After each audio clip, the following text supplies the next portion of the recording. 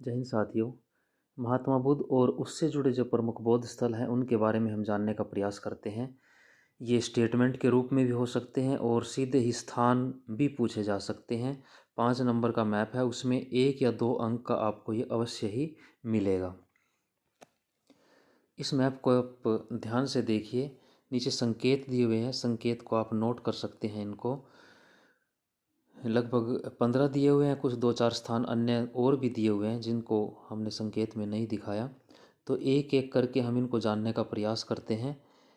और मुख्य बात ये है कि आप सबसे पहले बाउंड्री स्टेट का जो एक मैप है उस पर आप इनको नोट करें।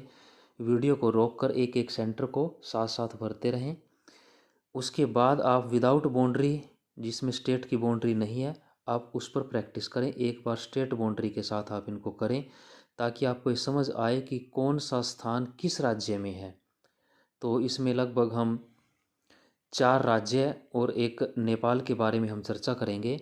जैसे हमारे 2 स्थान जो है नेपाल में है, उसके बाद बिहार है, बिहार के बाद उत्तर प्रदेश, मध्य प्रदेश और महाराष्ट्र।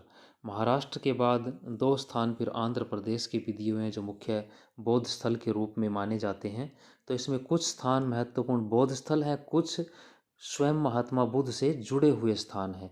तो उन सब की हम चर्चा करने का यहाँ बारी बारी से प्रयास करेंगे। सबसे पहले देखिए जो संकेत में दिया हुआ है, नंबर 1 दिया है कपिलवस्तु, जो हमारा नेपाल में है। नेपाल हमारा पड़ोसी देश है, उत्तर में हिमालय पर्वत के पार। इसके साथ हमारे उत्तर प्रदेश और बिहार की सीमा लगती है, साथ में इधर उत्तराखंड भी लगता है, सिक्किम लगता है। तो ये जो नंबर 1 दिया हुआ है, नंबर 1 आप इस सर्कल में देख रहे हैं, तो ये कपिलवस्तु है। कपिलवस्तु जो इनके पिता थे महात्मा बुद्ध के, शुद्धोदन कपिलवस्तु के शासक थे, जो नेपाल के अंदर है। ये हमारा पहला स्थान था। ये उत्तर प्रदेश के ऊपर नेपाल, इस सर्कल के अंदर नंबर 1 आप देख रहे हैं। नंबर 2 देखिए लुम्बिनी। नंबर 2 लुम्बिनी, ये भी नेपाल का स्थान है। लुम्बिनी का जो वन था उसमें महात्मा बुद्ध का जन्म हुआ था। नेपाल नंबर 2, ये भी इसी के साथ आप देख रहे हैं। नंबर 2 जो सर्कल में आप देख रहे हैं, नंबर 2 1 कपिलवस्तु और नंबर 2 लुम्बिनी, ये दोनों ही स्थान नेपाल के अंदर हैं, जो हमारा पड़ोसी देश हिमालय के ऊपर, हिमालय पर्वत पर पड़ोसी देश नेपाल है। कपिलवस्तु इनके राज्य थे, राजा थे, राजधानी थी इनकी। और लुम्बिनी जो इनका जन्म स्थान था महात्मा बुद्ध का। अब नंबर 3 देखिए जो बोध गया है बिहार में। अब बिहार में चलिए, ये बिहार है। बिहार में नंबर 3 जो है, सर्कल में नंबर 3 आप देख रहे हैं, बोध गया बिहार, जहाँ महात्मा बुद्ध को लगभग 6 वर्ष की साधना के बाद ज्ञान प्राप्त हुआ। इसी को बौद्ध स्थान, बोध गया के नाम से जाना गया। तो ये तीसरा महत्वपूर्ण स्थान है जो बिहार में है, झारखंड और बिहार की सीमा के पास। नंबर 3 बोध गया, ज्ञान प्राप्ति का स्थान। नंबर 4 दिया हुआ है, कई बार प्रश्न ऐसे भी आ सकता है स्टेटमेंट के रूप में कि उस स्थान को आप प्रदर्शित करें, उस स्थान को आप चिन्हित करें, दिखाएं जिस स्थान पर महात्मा बुद्ध को ज्ञान प्राप्त हुआ, या उस स्थान को दिखाएं जिस स्थान पर महात्मा बुद्ध का जन्म हुआ, या उनकी राजधानी आप दिखाएं जहां उनके पिता राज करते थे। तो किसी भी रूप में, ज्ञान प्राप्ति के रूप में हो सकता है, जन्म स्थान के रूप में हो सकता है। तो ये प्रश्न स्टेटमेंट के रूप में भी आ सकते हैं। तो वहाँ आपको फिर ये स्थान स्वयं नाम लिखने पड़ेंगे कि बोध गया है, लुम्बिनी है, कपिलवस्तु है, कौन सा स्थान है।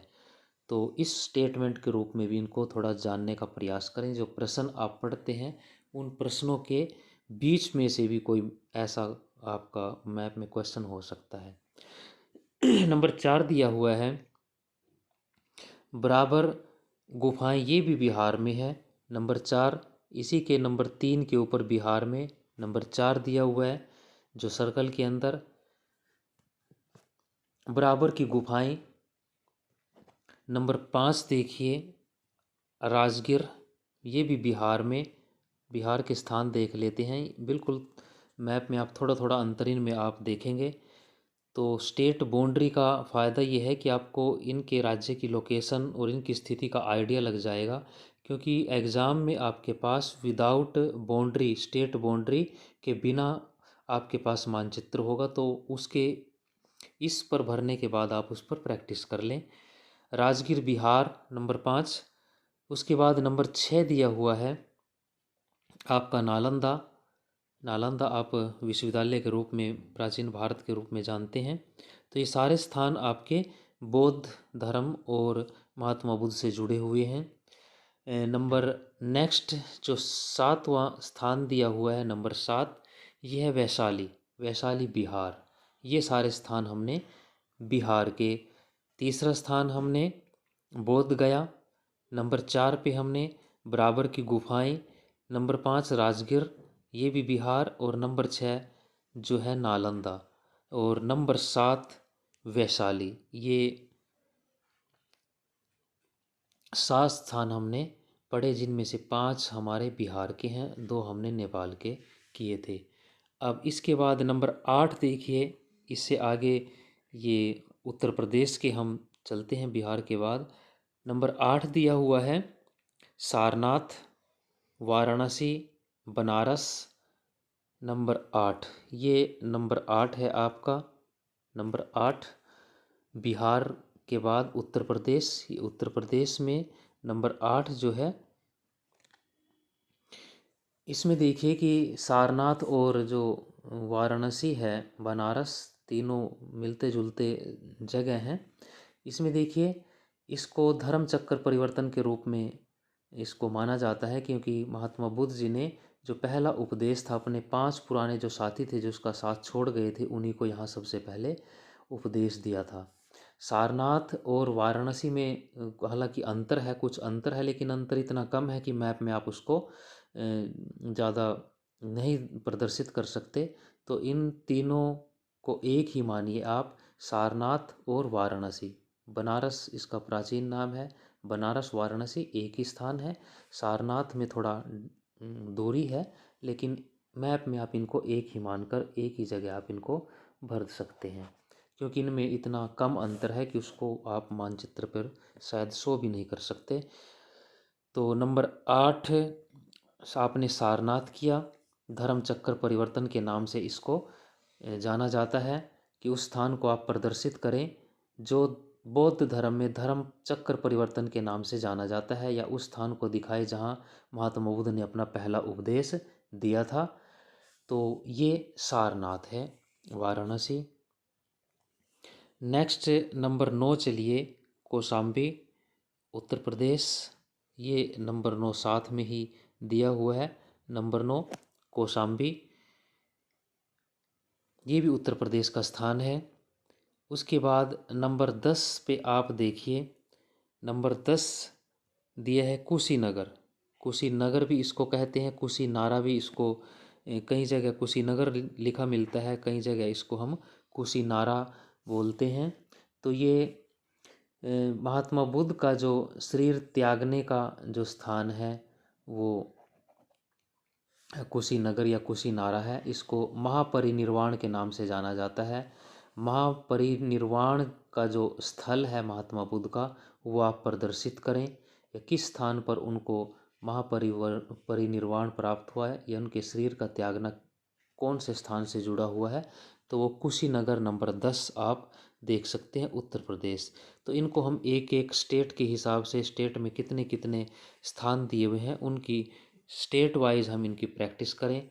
नंबर 11 पे चलिए आप। नंबर 11 हम देखते हैं। नंबर 11 जो हमारा स्थान दिया हुआ है वो है श्रावस्ती। ये भी उत्तर प्रदेश में है। नंबर 11 ये श्रावस्ती। तो ये 11 तक जो स्थान दिए हुए हैं, 8 से लेकर 11 तक, ये हमारे उत्तर प्रदेश के महत्वपूर्ण स्थान हैं जो महात्मा बुद्ध और प्रमुख बौद्ध स्थल के रूप में जाने गए। उसके बाद नेक्स्ट देखिए, मध्य प्रदेश की तरफ चलते हैं। नंबर 12 दिया हुआ है सांची है, मध्य प्रदेश में।